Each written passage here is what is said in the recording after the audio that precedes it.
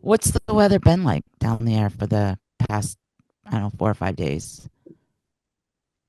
70s, Has it been shorts and cold? t-shirts. It's actually been How kind of about at warm. night? Has it been cold at night? Yep, it's dropping down pretty low at night now. Is it? Yep. Yep. So past, yeah, I'd say past, 4 or 5 days, it definitely has gotten into it's, I believe, 70 outside right now. Sunny, no rain. But yeah, during at night, it definitely is dropping down into like the 30s 40s ish, mainly. 40s. Yep. Yep. Hmm. hmm I think after Ha- this weekend, I think it's gonna start. The highs are gonna start dropping down a little bit again, like high yeah. of 60. Yep, I think we're going into a little bit more of a cold front.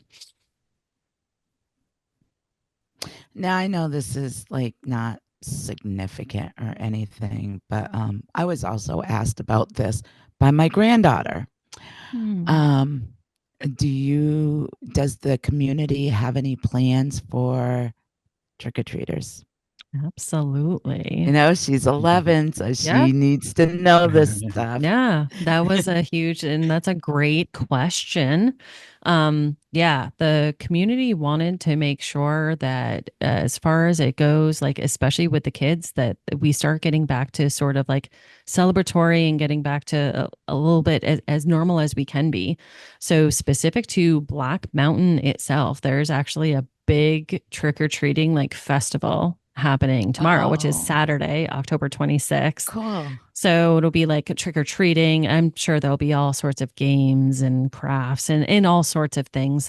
They're trying to deter people from actually trick or treating in the area and trying to organize more trunk or treats because of impassable roads and that sort of thing. But the Halloween celebratory stuff is starting this weekend. So, Awesome. yep. That's good to hear. Mhm. She will be very happy to hear about that. Mhm. Yeah. Yep. Uh, Yeah. Oh, and Yesterday, our she turned 11. oh my goodness, I missed her birthday. I'm so sorry. Oh my God. I'm gonna have to message her. Well, I already told her she can't have any more birthdays. Like, no more birthdays. Oh God. Yeah. Ooh. Ooh. Jessica's daughter, Cheyenne, turned 11 yesterday. My goodness. Yeah. Crazy. She gets old. Yeah. Mm-hmm. Mature. Oh my God, Mm-hmm. she's matured so much in the Mm-hmm. past 4 months, 5 months, over the summer. Yep. Over the summer, she's like matured so much. But, Mm. but she always thinks about the kitties, and she's always asking about Aubriana and, of course, Paige's kids down there, and wants to know how everybody's doing. And she's always thinking about the kids. She's Mm-hmm. there had been a comment or a conversation. We always clean out her stuff Mm-hmm. because her birthday is in October and then Christmas is in Mm-hmm. December. So we always try to clean out all her toys and stuff like that and get rid of stuff that she doesn't play with or have interest in anymore. And we donate the stuff. And so that conversation was brought up about packing my car with toys and bringing it down to North Carolina. Oh. Oh.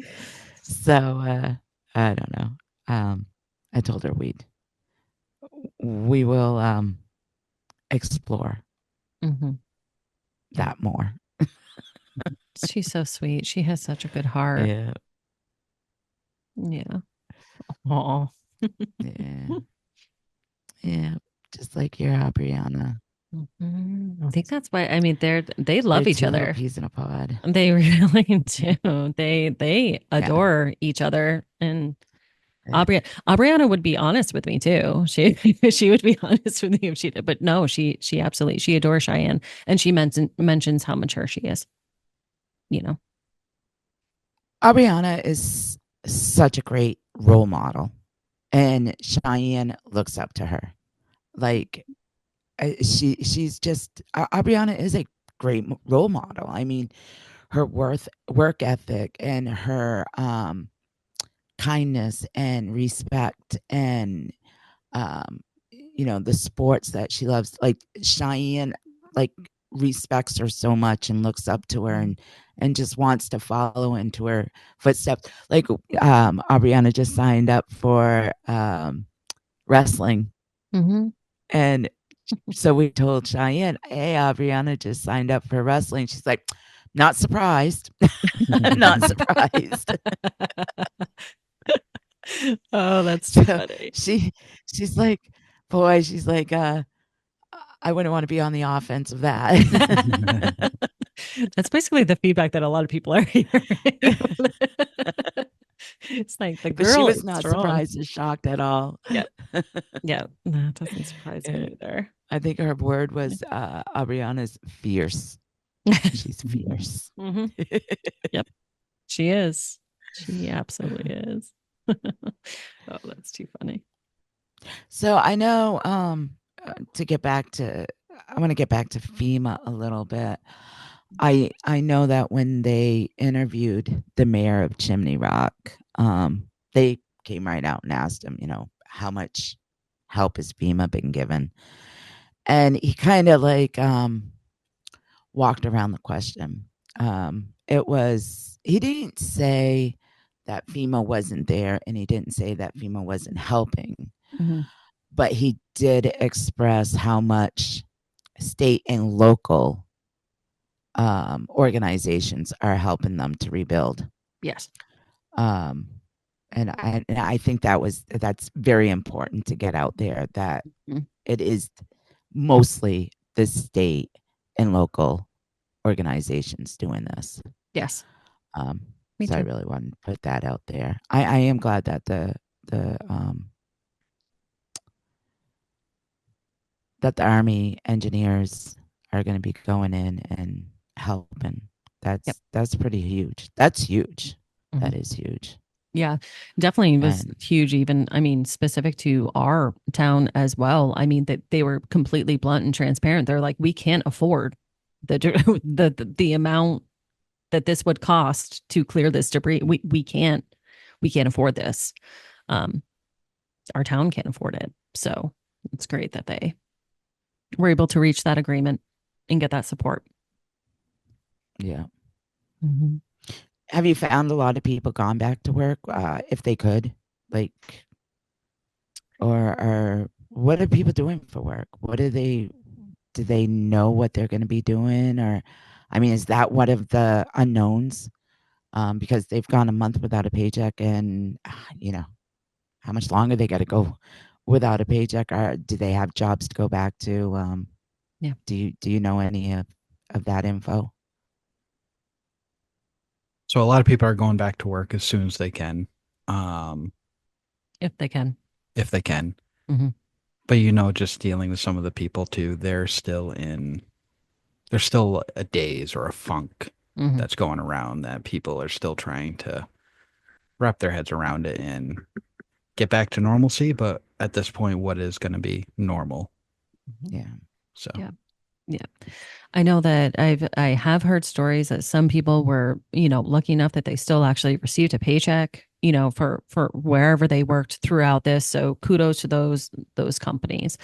And whoever could actually go back to work and their work still existed, that's awesome. Yeah, obviously some places don't exist anymore. So now it is like, what do you do for work? I know that from our perspective, we're still trying to figure out, I mean, don't get me wrong, we're self-employed, but now we're self-employed in this type of place where, yes, we can build our careers out here too, but the landscape looks a little different too, right? And so how does it look? I don't exactly know.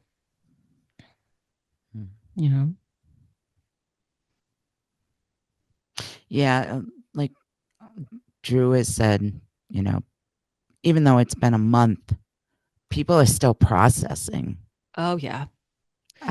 What is happening? Can you talk a little bit more about that? The compartmentalizing and the desensitization, like people are so desensitized and compartmentalizing because they have to, right? So they've just been through something horrific and tragic. And some of these people, like, some of these people may have literally watched people die in front of them. Some of these people, I mean, just seeing mass destruction around them, but then maybe nothing happened to them themselves or their family or their homes. The guilt that then they're feeling, right? So there's so many layers of like trauma that has occurred down here. Um, all of the different stages of grief when you go through a super traumatic event, everybody's sort of like in a different stage too. I've personally experienced it, like even just like going into like a store that was running, even just like the cashier. I could tell she wasn't there, like she wasn't okay. I tried to talk to her as much as I could, and I think I like helped her try and like come out of it a little bit because I recognized that, but she said she wasn't okay. And I'm sure that she's back at work, she's earning that paycheck, but I don't know if she's staying in a shelter. I don't know if she has a home. I don't know if somebody that she knows died. So it's it's sad to see the levels of um the levels of trauma that people are going through around here. I wish I could take it all away. You're going through it too. Yeah, Mhm. and, in the levels of trauma, I know one thing that I would be feeling is anger. Mm. And I had a conversation with someone a couple of weeks ago.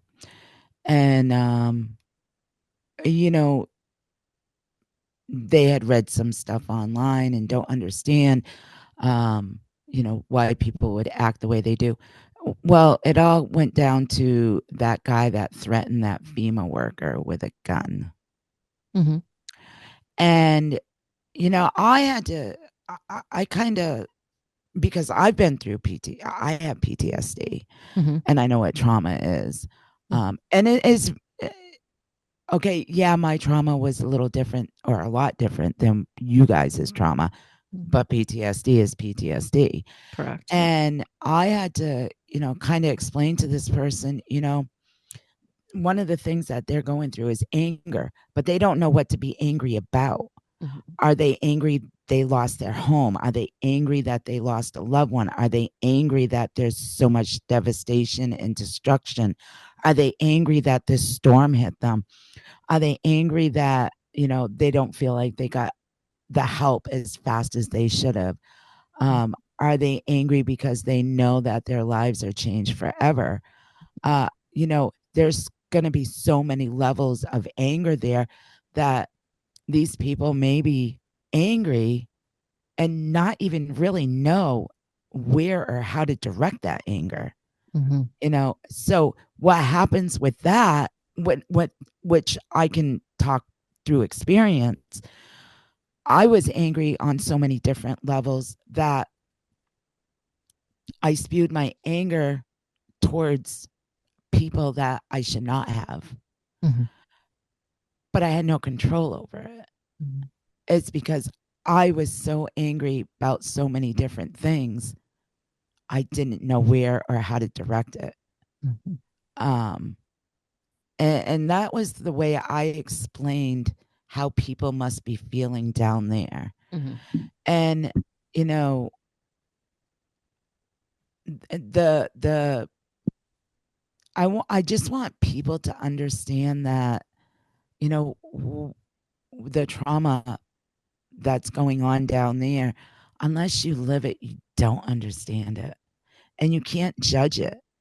You Mhm. can't be judging how they should be reacting or what they should be doing or how they should be treating somebody. It's not up to you to judge that. You don't know what they're going through. I am 100% sure that this storm and the destruction that it caused is changing a lot of people. Mhm. A lot of people down there, including you guys, are changed forever. Yep. in one way or another. Mm-hmm. How can you judge that? You shouldn't be judging that. Mm-hmm. And I just want people to know, don't be judging what these people should have done or what they're doing or how they're reacting to stuff. Don't judge them. Mm-hmm. You know, be compassionate with them, Mm-hmm. because you guys have no idea. Even a month later, you have no idea what tomorrow holds or what next month holds or what your futures hold. You have no idea what your future looks like. Mm-hmm. That has got to be the most terrifying thing Yeah. to me. Mm-hmm. I would be terrified to just sit there and wonder, oh my God, what is our lives going to look like in a year? We have no idea. 6 months, we have no idea. That's just got to be terrifying. I can't imagine. So stop judging. People, stop judging. I'm sick of it. I was judged. Stop judging. Mm-hmm. Unless you live it, you can't judge it. Mm-hmm. Yeah. That's my opinion, anyways. Okay. I'm, and again, I'm not down there, so I'm not living it, but I just, I know PTSD and I know trauma. Mm-hmm. And even though there's different levels of trauma, trauma is trauma. And maybe you can speak more on what you guys are going through with this.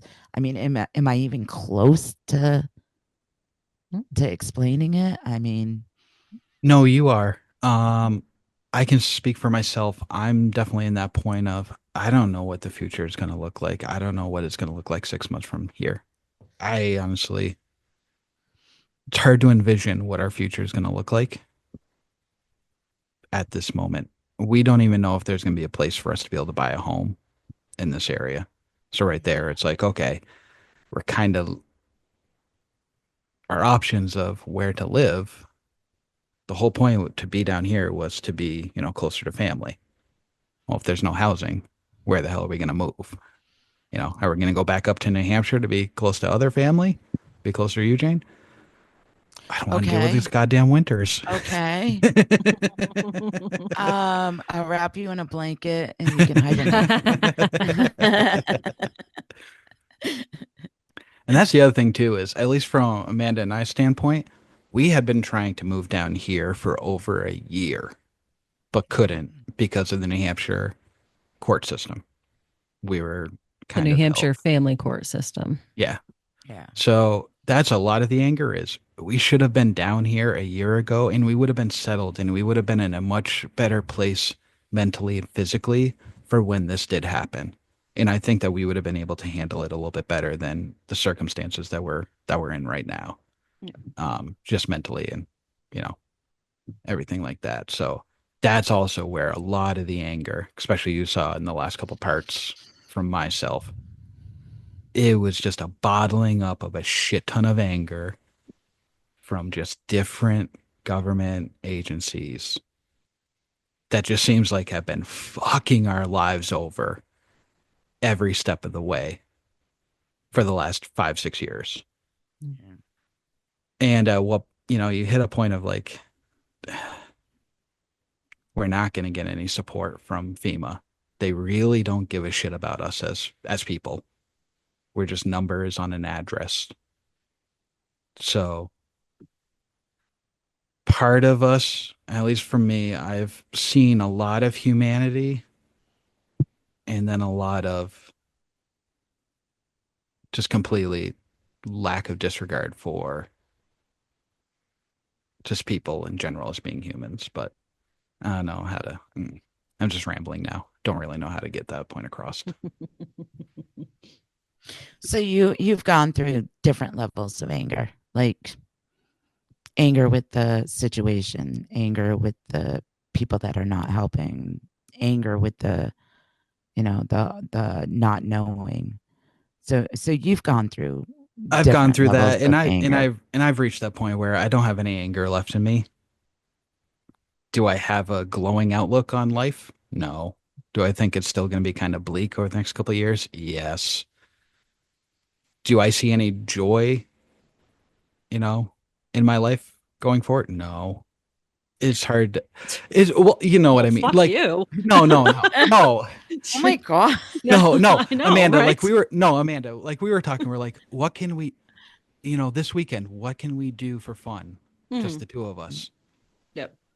There's just nothing really to do right now, and we're not sure when any sort of stuff Go that out of town.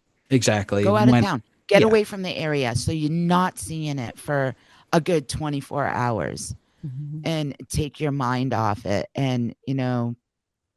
that's what I would do. I would get right out of the area. Mhm. Go somewhere else. Um, yeah, you might have to drive an hour or two, but I think you guys have been looking at this destruction every single freaking day for a month. Mhm. And I think you need to give your mind a rest and just go somewhere and take your mind off it and see some beautiful land that's not destroyed. And I really do think that's a good idea for you guys, Drew, Mhm. mentally. yeah. Which actually we're planning on hopefully going down to Greenville the end of November, Mhm. get away for a weekend, and Yep. yeah, try to Yeah. get back to some sort of normal, enjoyable life. Do something this weekend too. Seriously. Yeah. How about you, Amanda? Anger. Too tired to be angry. Too tired to be angry. And, well, I mean, as Drew brought up how long we've dealt with so many other situations too, I think I went through so many different of my anger stages throughout all of those situations. Like when you're like financially abused and thrown into the family court systems, and when like gruesome, like when you're just getting mud thrown at you, and this is me personally, when you're just getting like mud thrown at you from like a narcissistic, freaking self-centered person who's never, you know, actually been a parent, and but somehow like because that person, that one person has that opinion, like I can't move. Like it's just the specific situations that I went through even before coming down here and going through this hurricane. I went through so many different stages of anger with that. I don't think that I have enough energy to actually get angry at this situation. I more so just see, like, I feel the sadness, and I feel the sadness, and I know that probably different pieces of anger will pop up, but I haven't really experienced any of my stages of anger yet. See, I worry about you guys because you guys have gone through so much Mhm. in the past few years. It's almost like you guys are immune to bad things happening to you. Mhm. Um, I just, yeah, I hate it. I hate it because I do. I feel like you guys are just immune to so much negative shit in your life. Um, it's changed you guys so much. So much has changed you guys Mhm. from 4 years ago, Yeah. 5 years ago. I Yep. see it. I hate it. Um, I mean, you guys are still great people. Um, and I love you guys so much. But I see how much that you guys have changed. And it's not like you just automatically, like, one day woke up and you're a totally different person. These are little changes that have gone on for a few years now. Mhm. And it really sucks. And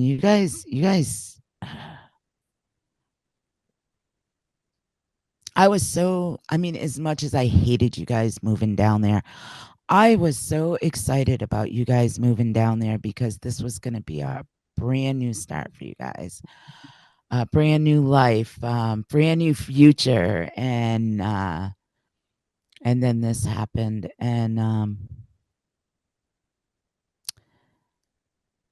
I still have the hope, and I still have the I still can see that you guys are gonna one day have a wonderful future. It's just being delayed right now. Yeah. Yeah. Is the Which way I want to look we are at it. still working for it because we were Mhm. right. This was the next chapter, Mhm. when we moved down here. And now it's okay, we just have to add another chapter to Yeah, to our story. But we're definitely still in the mindset of this is where we do want to live the rest of our lives. We do love it down here. We love the community. We love the environment. Um, it's definitely made us stronger together, and we are looking forward to absolutely slaughtering this next chapter of our lives. yeah, So, Mhm. Yeah. And I definitely think too that, like, for me personally, especially like very, very like early on when it was like super raw, like right after the hurricane hit, when I did actually make it out into the community and saw how many people were actually like just like so selfless and donating their time and resources, and really just everybody was just banding together. And if you didn't know someone, it didn't matter. Everybody was just looking at you and like, are you okay? Do you need anything? Those pieces probably made me like the most emotional early on too, because I was like, there are people that are like me still left in this world because of so much of the brutal crap that I had dealt with over the course of the past couple of years. Like I literally had to spend almost every like minute of my life fighting people and trying to prove that I was the type of person that I was. You know yeah. what I mean? Like, no, like I'm a good person. Like I wouldn't do that. And I wouldn't do this and I wouldn't do that. And people that knew me would be like, what the hell?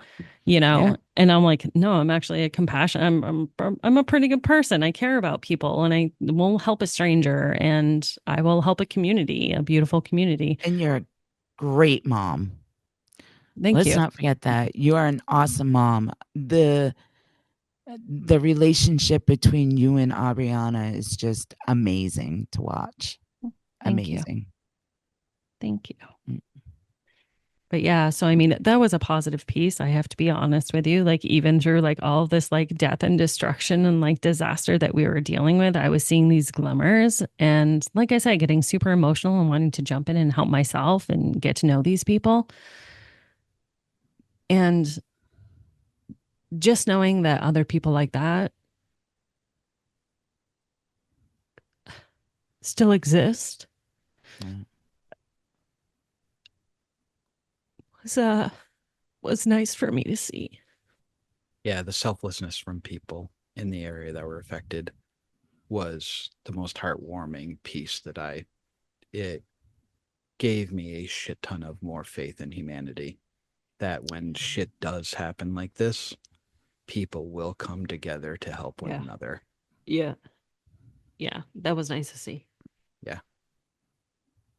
And Because, those and people that were volunteers coming from out of the area, they could just see it on your face that you were local to this. It happened to you. And they would treat you with such compassion and with kid gloves just to make sure that every single person was okay, knowing that every person is going to be handling it different too. Yeah. right. You might be saying with a smile on your face, I'm okay. I'm okay. And then they'll look at you and be like, really though, are you okay? And you're like, Yeah. I mean, physically, yes. But Yeah. yeah.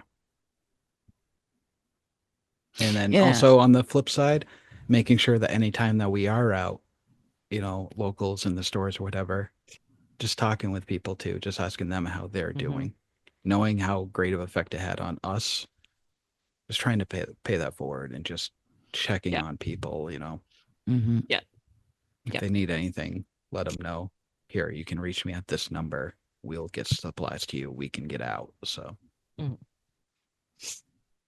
That's great. Mhm. It just it really does remind me about my trauma. Because physically I healed very quickly. Mhm. And like you guys physically are okay.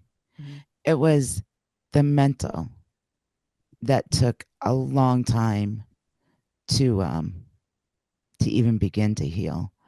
Mhm. And you guys are just at the beginnings of trying to process Mhm. everything still. Yep. And unfortunately, the mental aspect of it is going to take a long, long time Mhm. to even start to heal. Um, and I think that's what all trauma or most trauma, um, because I see it, and it's heartbreaking to me because I know mentally what you guys are going to be going through in the next few months, couple of years. It's going to be hard, and it's going to stay with you guys. Um, but hopefully, with talking about it and sharing, which I'm so grateful that you guys are sharing all this stuff with me and with others.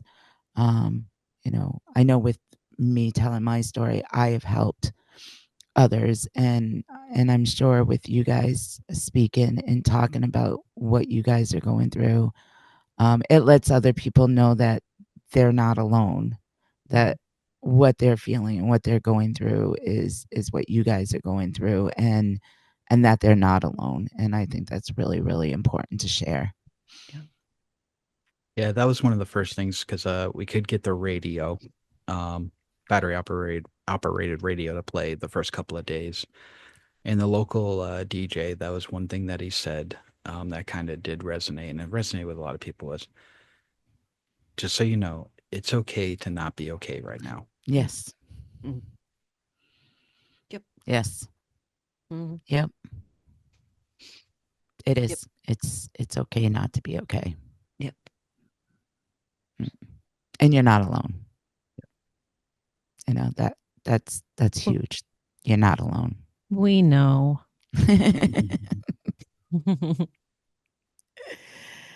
uh, I was I went out and had a few cocktails last night, Good for and you. a friend of mine, she was bartending, and her name's Danielle. She's so awesome, and she always says that I'm her hero because she knows everything about what I've gone through and everything, and she's like, "You're just my hero." And then when she heard about the airdrop, she was like, "Freaking hello, you are my freaking hero." Yeah.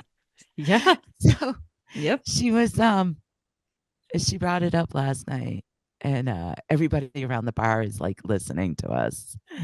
And there was this guy sitting not too far from me, and um he just looked at me. He's like, "How the hell did you do that?"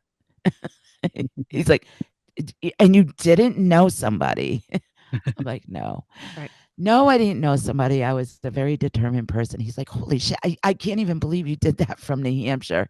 He was like, and Mhm. Danielle was like, "See, I told you she's my hero. She's my hero." She's our hero too, Danielle. Uh, she says she's been telling everybody about it. She's like, "You'll never Good. believe this story. You'll never believe this." And she lives in Hinsdale. Yep.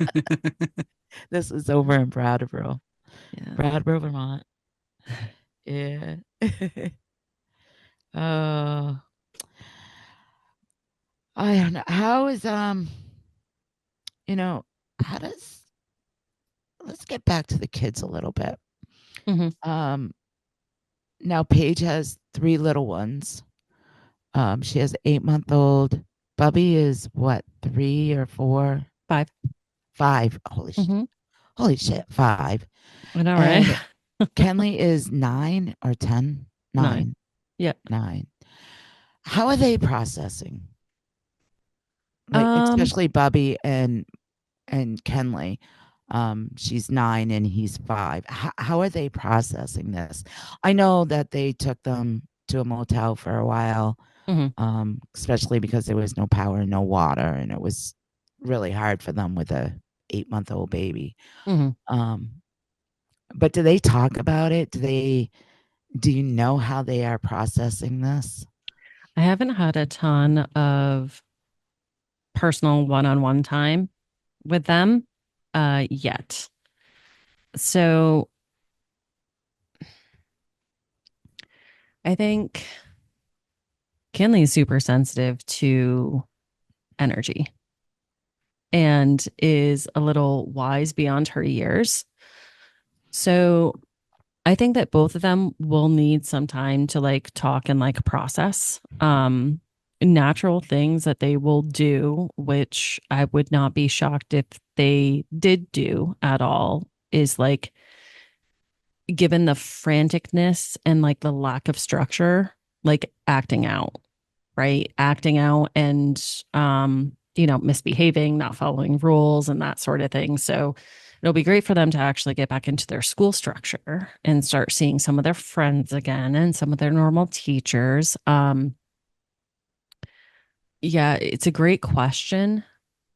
I think besides some little behavioral things, I haven't been able to figure out all that much more about it. Again, I haven't had a ton of one-on-one time with them. I'd be interested in knowing, how are Yeah. they processing it? Do they actually, um, I'm sure they see the destruction. Mm-hmm. Um, but like you said, Kenley is wise, way beyond her years. Mm-hmm. Uh, how is she really interpreting things? Like, is she thinking that everything's just going to be fixed in a month? Right. Um, I was just wondering how they were processing it. That would be something I'd like to readdress, Mm-hmm. Yeah. And we to absolutely see how will. they're doing. Yep. Because I mean, we know that um, you know, after we posted our first episode of this season talking about the storm, um, Drew's mom and Paige uh, finally broke down Mm-hmm. and really it hit them hard to Mm-hmm. listen to you guys talk about what they were actually going through too. Yep. um and it was yeah, they shared their emotions quite a bit Mm-hmm. privately with us online. And I get that it takes a while for adults to Mm-hmm. process and actually deal with a disaster like this in such a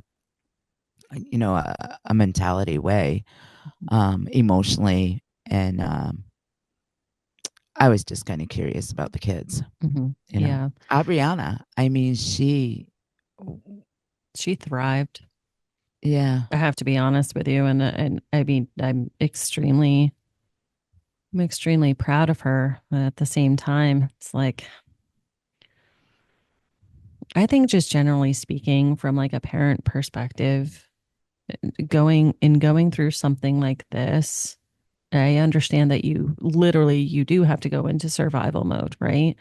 Mhm. Um, Trying to not impact the kids as much as you can while you're doing that is good, but also remembering that they may be feeling and processing things differently individually within themselves, and just being a little bit more soft and having some more patience with them, because they're going to Yeah. process how they're going to process, Yeah. you know? Yeah. Yeah. It's true. Mm-hmm.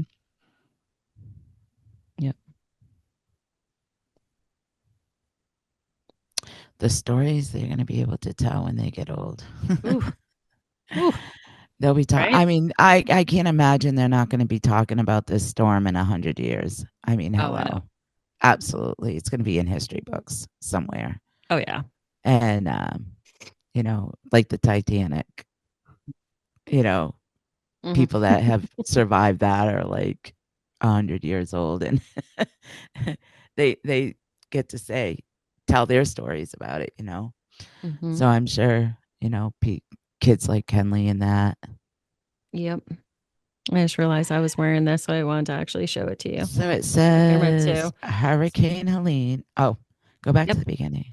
So it says hashtag Hurricane Helene, Helene, and it says from the valley, we will we will rise. rise. Yep. I love that.